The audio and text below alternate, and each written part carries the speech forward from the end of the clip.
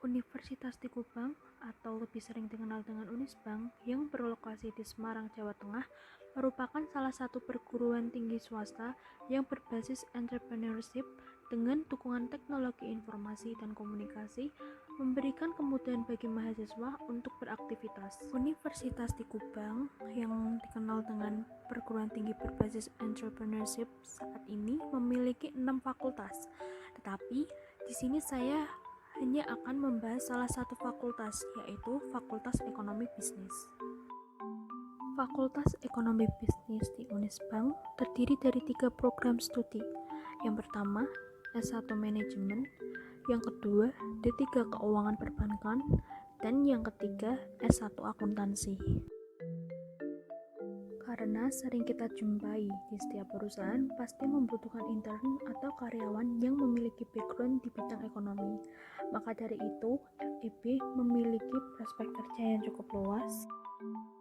Maka dari itu, ayo teman-teman, mari bergabung menjadi mahasiswa Unisbank. Untuk informasi lebih lanjut, kamu bisa datang langsung ke kampus Mugas atau ke kampus Kendeng, yang alamat lebih lengkapnya bisa dilihat di slide ini.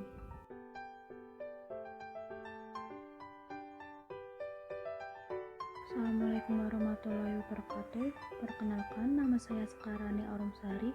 Saya mahasiswi S1 Akuntansi Universitas di Kupang, Semarang. Di sini saya akan menjelaskan atau mempresentasikan dua topik mengenai standar audit. Yang pertama, standar audit 560 tentang peristiwa kemudian. Lalu yang kedua, standar audit 570 tentang kelangsungan usaha atau going concern.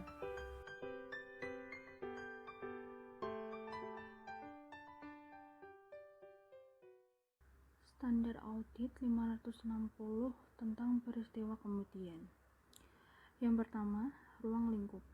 Standar audit 560 ini berhubungan dengan tanggung jawab auditor berkaitan dengan peristiwa kemudian dalam suatu audit atas laporan keuangan. Selanjutnya, peristiwa kemudian. Laporan keuangan mungkin dipengaruhi oleh peristiwa tertentu yang terjadi setelah tanggal laporan keuangan. Banyak kerangka pelaporan keuangan secara khusus merujuk pada peristiwa tersebut. Kerangka pelaporan keuangan tersebut biasanya mengidentifikasikan dua jenis peristiwa.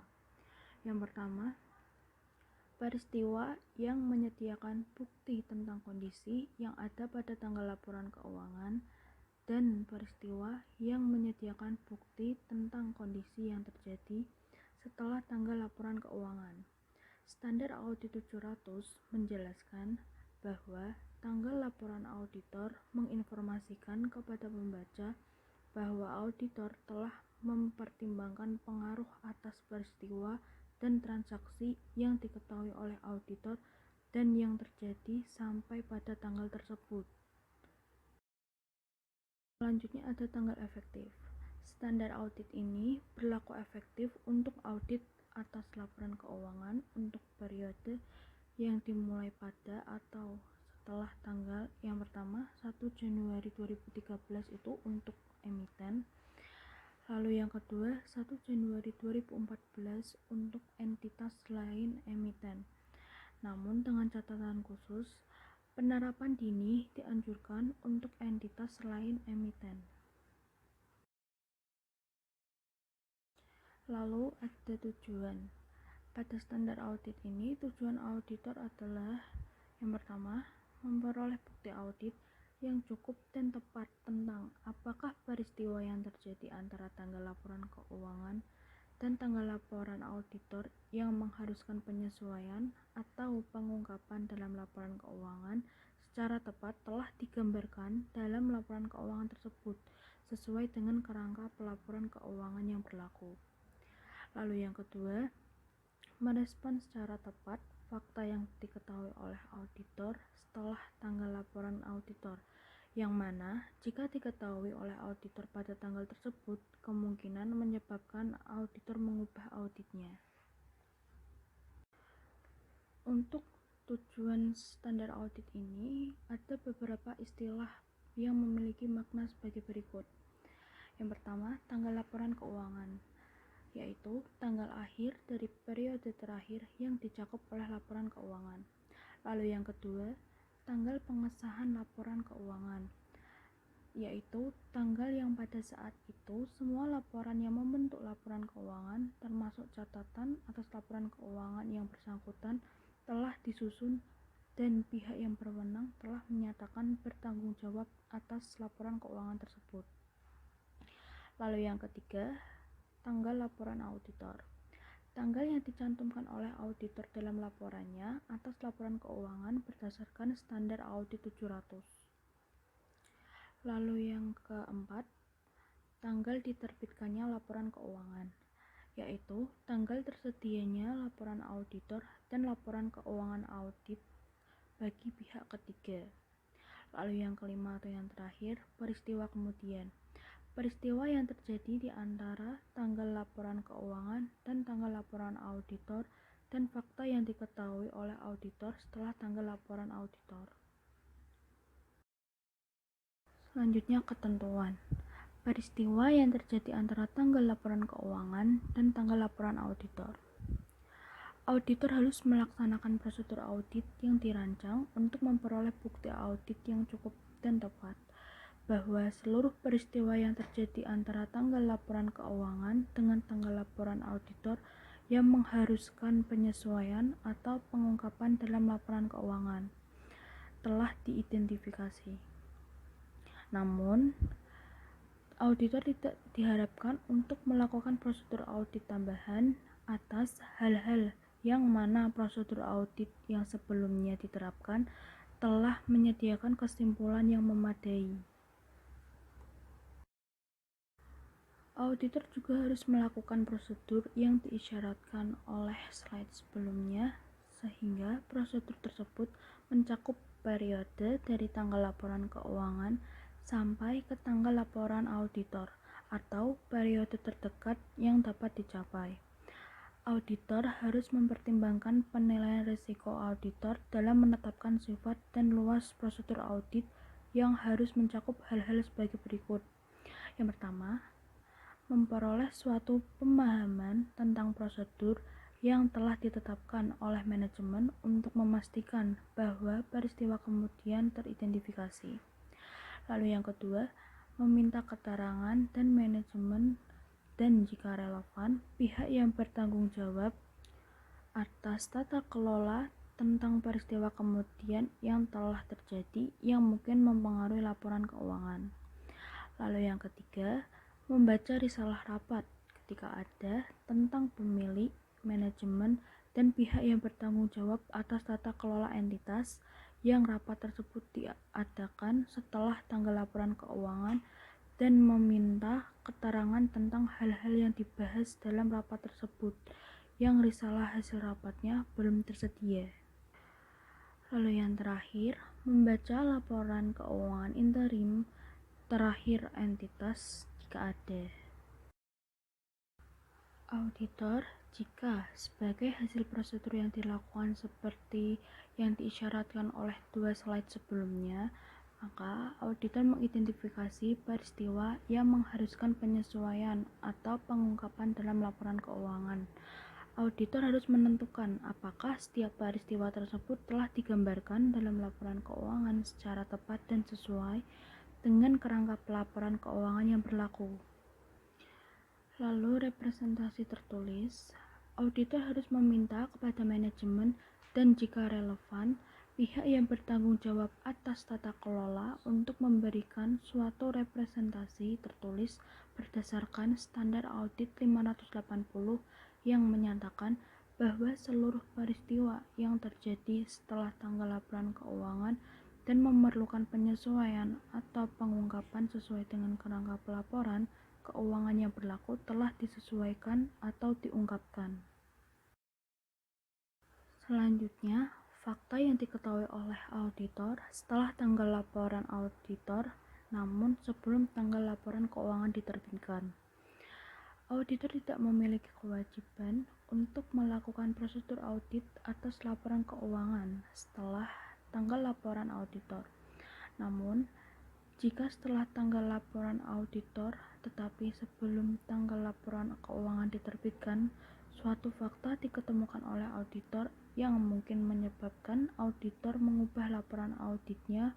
Jika fakta tersebut telah diketahui oleh auditor pada tanggal laporan auditor, maka auditor harus yang pertama, membahas hal tersebut dengan manajemen dan jika relevan dengan pihak yang bertanggung jawab atas tata kelola. Lalu yang kedua, menentukan apakah laporan keuangan tersebut memerlukan perubahan dan jika demikian, maka yang ketiga, auditor meminta keterangan bagaimana manajemen akan memperlakukan hal tersebut dalam laporan keuangan. Namun, jika manajemen mengubah laporan keuangan, maka auditor harus pertama, melaksanakan prosedur audit yang diperlukan dalam kondisi atas perubahan tersebut. Lalu yang kedua, kecuali jika kondisi yang tertera dalam paragraf di slide selanjutnya terjadi. Seperti 1. Memperluas prosedur audit yang disebutkan dalam slide 6 dan sampai pada tanggal laporan audit baru. Dan yang kedua, menyediakan suatu laporan audit baru atas laporan keuangan yang telah diubah. Laporan auditor yang baru tidak dapat diberi tanggal lebih awal daripada tanggal persetujuan atas perubahan laporan keuangan. Tetapi, bila mana peraturan perundang-undangan atau kerangka pelaporan keuangan tidak melarang manajemen untuk membatasi perubahan atas laporan keuangan yang disebabkan oleh pengaruh peristiwa kemudian atau peristiwa yang menyebabkan perubahan dan pihak yang bertanggung jawab untuk menyetujui laporan keuangan tidak dilarang untuk membatasi persetujuan terhadap perubahan yang bersangkutan. Maka, auditor diizinkan untuk membatasi prosedur audit atas peristiwa kemudian yang diisyaratkan pada paragraf atau slide sebelumnya. Yang pertama, berkaitan dengan perubahan tersebut. Dalam kasus seperti ini, auditor harus yang pertama mengubah laporan auditor dengan memasukkan suatu tanggal tambahan yang dibatasi sampai dengan perubahan tersebut. Hal ini menunjukkan bahwa prosedur auditor untuk peristiwa kemudian hanya dibatasi pada perubahan atas laporan keuangan yang digambarkan dalam catatan atas laporan keuangan yang relevan. Atau yang kedua, menyajikan suatu laporan auditor baru atau laporan auditor yang diubah yang meliputi suatu pernyataan dalam suatu paragraf penekanan suatu hal atau paragraf hal lain yang menyampaikan bahwa prosedur audit atas peristiwa kemudian hanya terbatas untuk perubahan pada laporan keuangan seperti yang dijelaskan dalam catatan atas laporan keuangan yang relevan.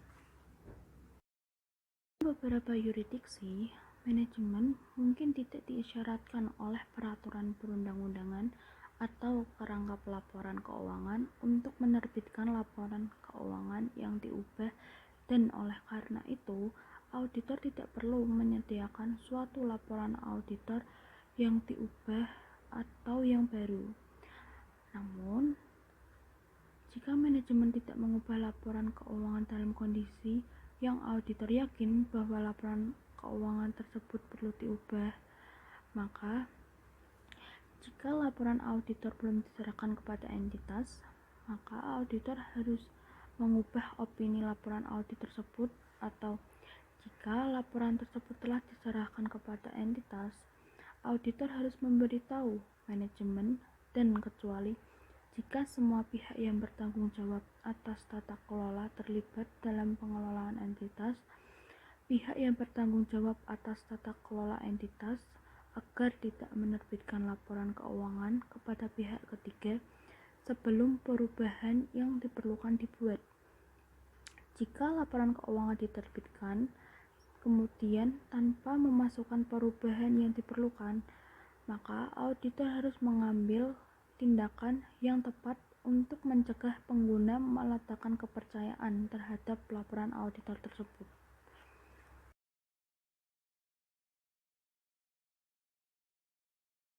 Namun, jika manajemen mengubah laporan keuangan, maka auditor harus 1. Memasukkan dalam laporan auditor baru atau yang sudah dirubah suatu paragraf penekanan dalam hal-hal lain dengan berpedoman pada suatu catatan atas laporan keuangan yang lebih intensif membahas alasan perubahan atas laporan keuangan yang diterbitkan sebelumnya dan laporan yang diserahkan sebelumnya oleh auditor. Lalu, jika manajemen tidak mengambil langkah-langkah yang diperlukan untuk memastikan bahwa setiap pihak yang menerima laporan keuangan yang diterbitkan sebelumnya sudah diberitahu tentang situasi tersebut dan juga tidak mengubah laporan keuangan dalam kondisi yang auditor yakin bahwa laporan keuangan tersebut perlu diubah. Dari penerapan dan penjelasan lain. Yang pertama, ruang lingkup. Ketika laporan keuangan audit dimasukkan dalam dokumen lain setelah penerbitan laporan keuangan, auditor mungkin memiliki tanggung jawab tambahan yang berhubungan dengan peristiwa kemudian yang perlu dipertimbangkan oleh auditor seperti ketentuan peraturan perundang-undangan yang melibatkan penawaran atas sekuritas untuk publik dalam yurisdikasi tempat ditawarkannya sekuritas tersebut. Contohnya, auditor mungkin diharuskan untuk melakukan prosedur audit tambahan sampai pada tanggal dokumen penawaran terakhir. Prosedur-prosedur ini dapat mencakup hal-hal yang tercantum dalam slide 6 dan 7 yang sudah dijelaskan tadi, yang dilakukan sampai pada atau mendekati tanggal berlaku efektif dokumen penawaran terakhir, dan membaca dokumen penawaran tersebut untuk menganalisis apakah informasi lain dalam dokumen penawaran konsisten dengan informasi keuangan yang terkait dengan auditor.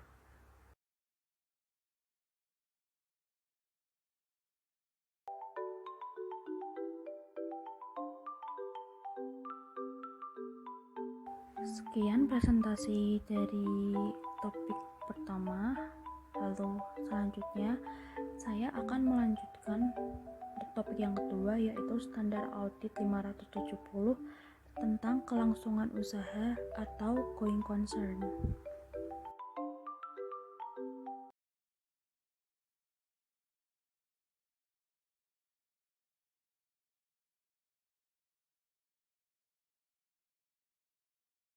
Standar audit 570 tentang kelangsungan usaha.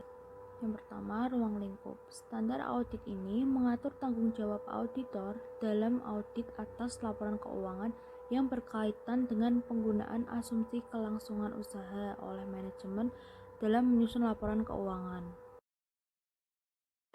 Asumsi kelangsungan usaha. Berdasarkan asumsi kelangsungan usaha, suatu entitas dipandang bertahan dalam bisnis untuk masa depan yang dapat diprediksi. Laporan keuangan bertujuan umum disusun atas suatu basis kelangsungan usaha, kecuali manajemen bermaksud untuk melikuidasi entitas atau menghentikan operasinya, atau tidak memiliki alternatif yang realistis selain melakukan tindakan tersebut di atas. Laporan keuangan bertujuan khusus yang dapat atau belum tentu disusun sesuai dengan suatu kerangka pelaporan keuangan yang relevan dengan basis kelangsungan usaha. Lalu, tanggung jawab penilaian atas kemampuan entitas untuk mempertahankan kelangsungan usahanya.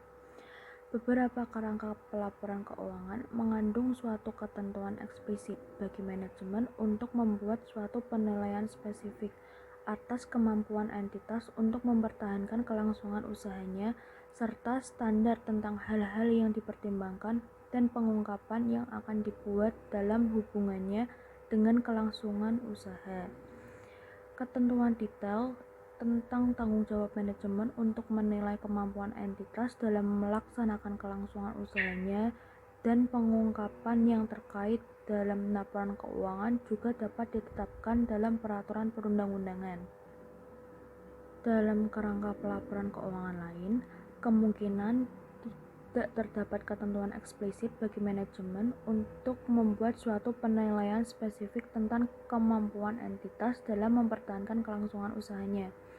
Namun, karena asumsi kelangsungan usaha merupakan suatu prinsip yang fundamental dalam penyusunan laporan keuangan, maka penyusunan laporan keuangan mengharuskan manajemen untuk menilai kemampuan entitas dalam mempertahankan kelangsungan usahanya. Penilaian manajemen atas kemampuan entitas untuk mempertahankan kelangsungan usahanya melibatkan suatu pertimbangan pada suatu waktu tertentu tentang hasil peristiwa atau kondisi masa depan yang tidak pasti secara inheren. Faktor-faktor berikut ini adalah relevan dengan pertimbangan tersebut. Yang pertama, tingkat ketidakpastian yang terkait dengan hasil suatu peristiwa atau kondisi meningkatkan secara signifikan hasil yang terjadi. Lalu yang kedua, ukuran dan kompleksitas entitas, sifat dan kondisi bisnisnya, serta tingkat keterpengaruhannya oleh faktor eksternal mempengaruhi pertimbangan tentang hasil peristiwa atau kondisi. Lalu yang ketiga, setiap pertimbangan tentang masa depan didasarkan atas informasi yang tersedia ketika pertimbangan dilakukan. Selanjutnya, tanggung jawab auditor. Tanggung jawab auditor adalah untuk memperoleh bukti audit yang cukup dan tepat tentang ketepatan penggunaan asumsi kelangsungan usaha oleh manajemen dalam penyusunan dan penyajian laporan keuangan, dan untuk menyimpulkan apakah terdapat suatu ketidakpastian material tentang kemampuan entitas untuk mempertahankan kelangsungan usahanya. Tanggung jawab ini ada bahkan ketika kerangka pelaporan keuangan tidak mencantumkan secara eksplisit adanya keharusan bagi manajemen untuk membuat suatu penilaian spesifik atas kemampuan entitas dalam mempertahankan kelangsungan usahanya. Namun, seperti yang dijelaskan dalam standar audit 200, pengaruh potensial dari keterbatasan inheren atas kemampuan auditor untuk mendeteksi kesalahan penyajian material adalah lebih besar untuk peristiwa atau kondisi di masa depan yang dapat menyebabkan suatu entitas untuk berhenti mempertahankan kelangsungan usahanya. Auditor tidak dapat memprediksi peristiwa atau kondisi di masa depan tersebut. Oleh karena itu, ketiadaan pengacuan pada ketidakpastian kelangsungan usaha dalam suatu laporan auditor tidak dapat dipandang sebagai suatu jaminan atas kemampuan entitas untuk mempertahankan kelangsungan usahanya.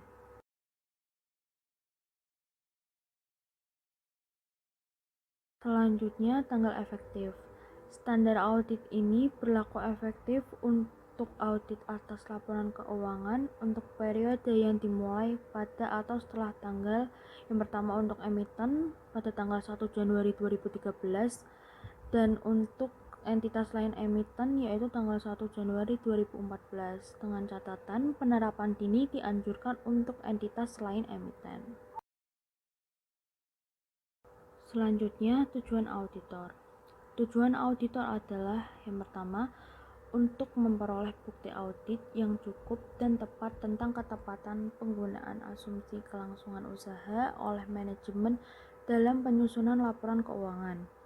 Lalu yang kedua, untuk menyimpulkan berdasarkan bukti audit yang diperoleh, apakah terdapat suatu ketidakpastian material yang terkait dengan peristiwa atau kondisi yang dapat menyebabkan keraguan signifikan atas kemampuan entitas untuk mempertahankan kelangsungan usahanya. Dan yang terakhir, untuk menentukan dampak terhadap laporan auditor. Selanjutnya, ketentuan.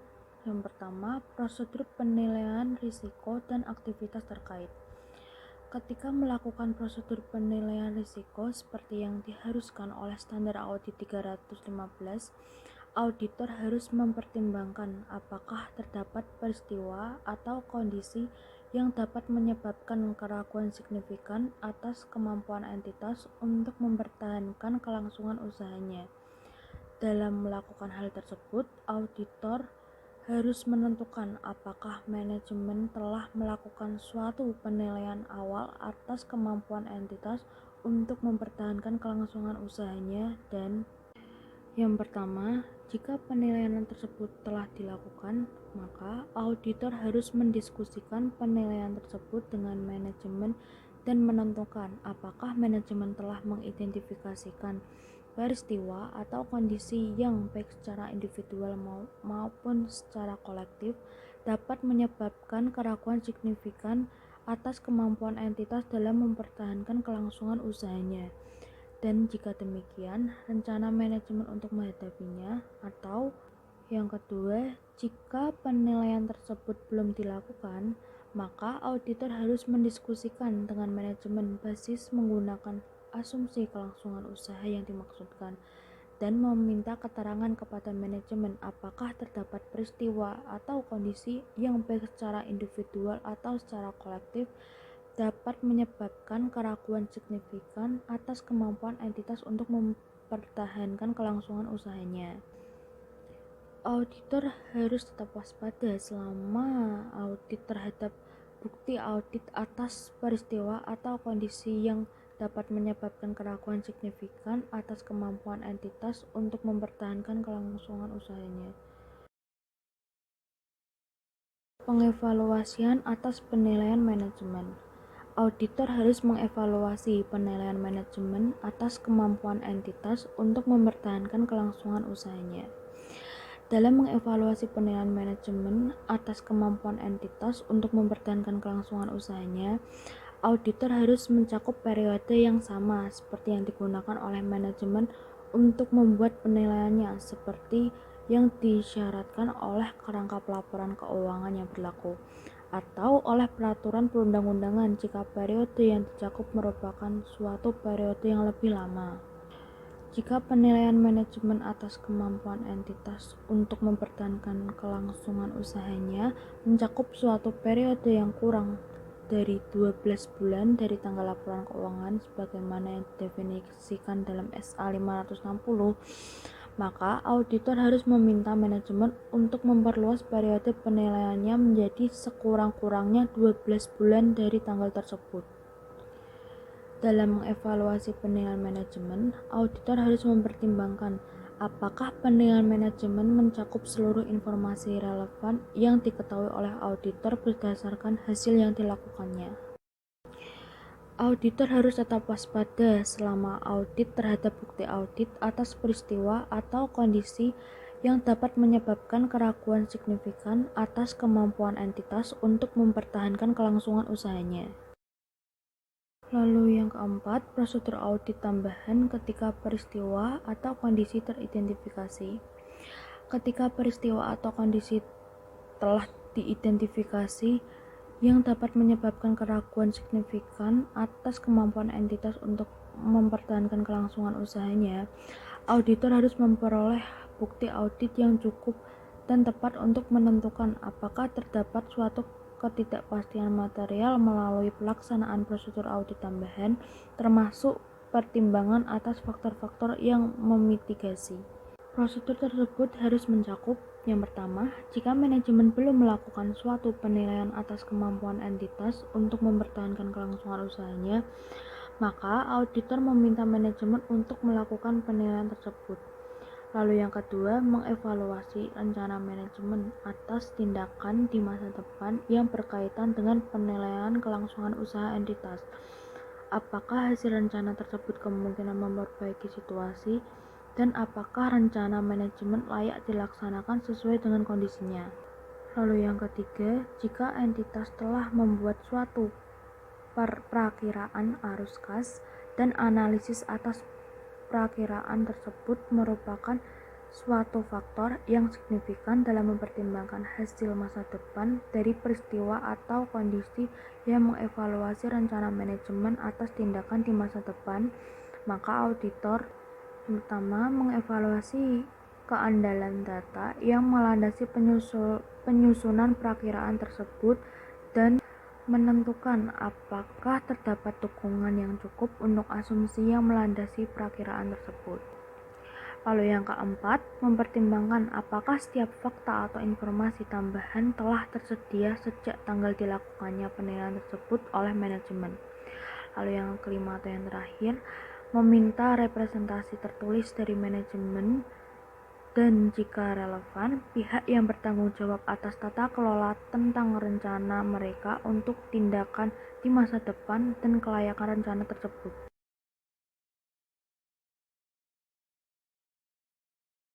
Selanjutnya ada kesimpulan audit dan pelaporan.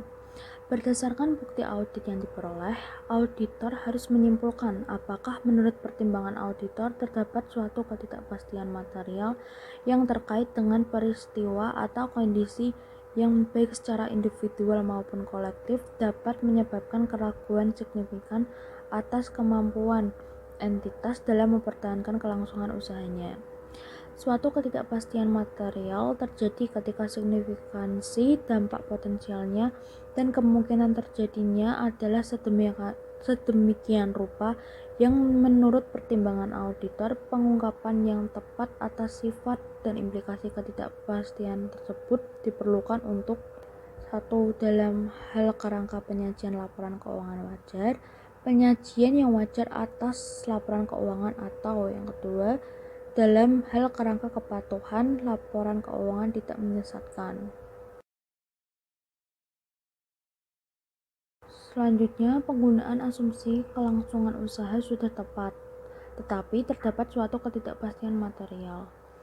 Jika auditor menyimpulkan bahwa penggunaan asumsi kelangsungan usaha sudah tepat sesuai dengan kondisinya, tetapi terdapat suatu ketidakpastian material, maka auditor harus menentukan apakah laporan keuangan yang pertama menjelaskan secara memadai peristiwa atau kondisi utama yang dapat menyebabkan keraguan signifikan atas kemampuan entitas untuk mempertahankan kelangsungan usahanya dan rencana manajemen untuk menghadapi peristiwa atau kondisi tersebut. Dan yang kedua, mengungkapkan secara jelas bahwa terdapat ketidakpastian material yang terkait dengan peristiwa atau kondisi yang dapat menyebabkan keraguan signifikan atas kemampuan entitas untuk mempertahankan kelangsungan usahanya, dan oleh karena itu entitas tersebut kemungkinan tidak mampu untuk merealisasikan asetnya dan melunasi liabilitasnya dalam kegiatan bisnis normal.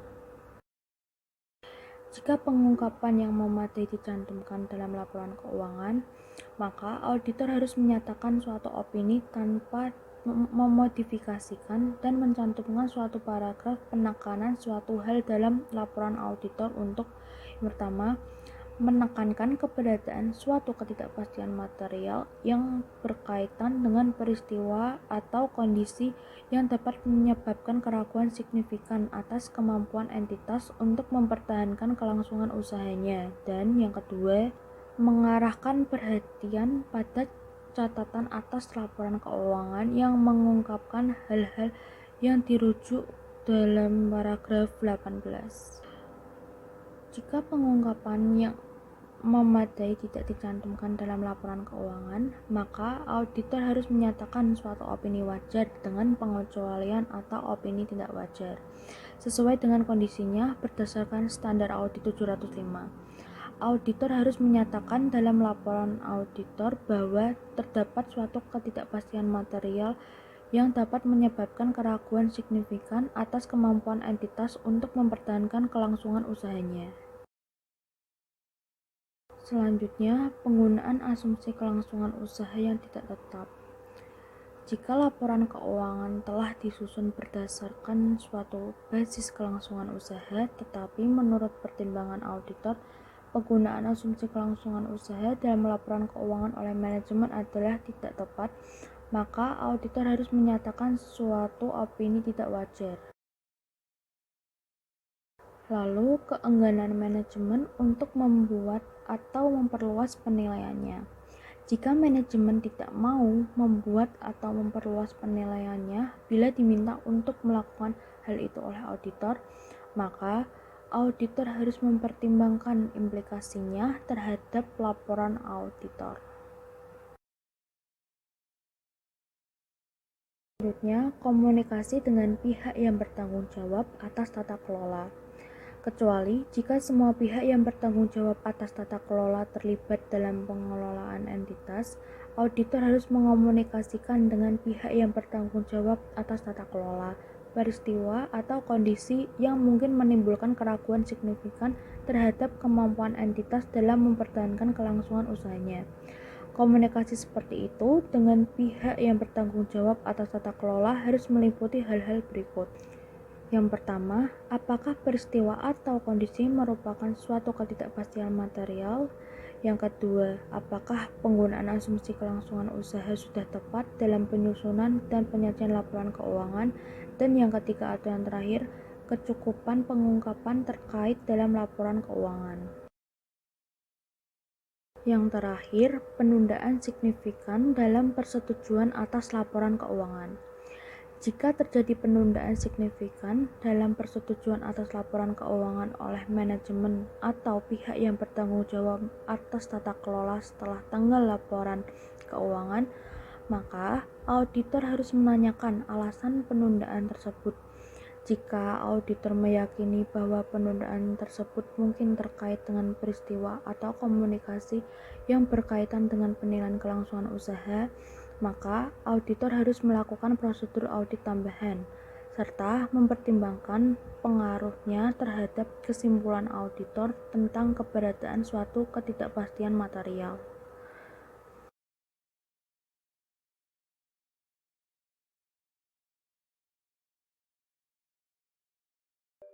Sekian presentasi topik kedua saya bacakan, yang juga berarti telah berakhir presentasi dua topik standar audit dari saya. Jika mungkin ada kelebihan, kekurangan, atau bahkan kesalahan, boleh tolong koreksi untuk komen di bawah.